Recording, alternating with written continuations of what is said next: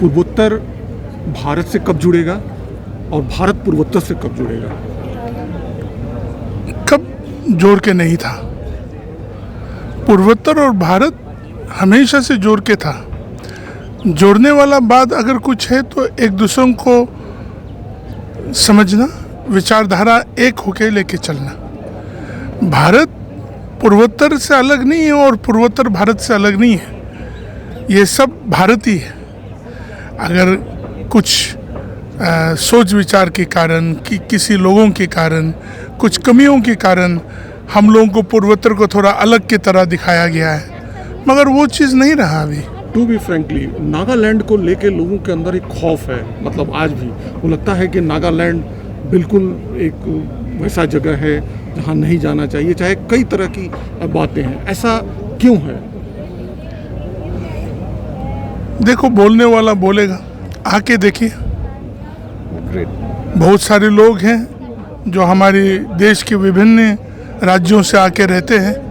वहाँ बिहारी समूह के लोग हैं, यूपी के समूह के लोग हैं, बंगाली हैं, मारवाड़ी हैं, दक्षिण से भी बहुत लोग हैं और सब कोई खुशहाल तरीका से रह रहे हैं। ये लोक मंथन पूरे नॉर्थ ईस्ट को एक्सप्लोर करने में कितना मदद करेगा?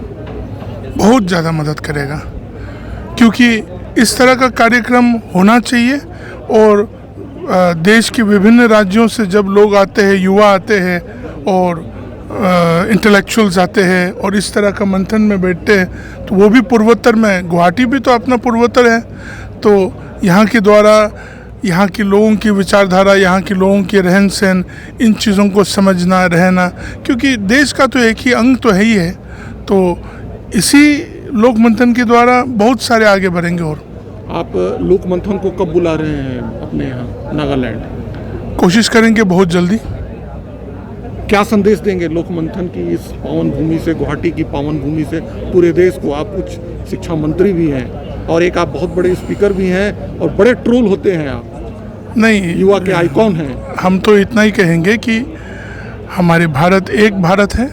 श्रेष्ठ भारत बनाने के लिए हम सबों को एक दूसरों के साथ देना पड़ेगा। सबों की सोच विचारों को हम लोग सीमित में एसिमुलेट करके हम लोग एक दूसरों के साथ चलने के लिए कोशिश करना चाहिए।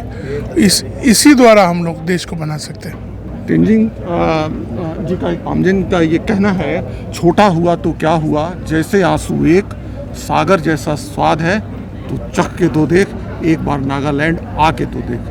आपने नारद मीडिया से बात किया, इसके लिए बहुत बहुत धन्यवाद। वाह, आप तो शायर हो।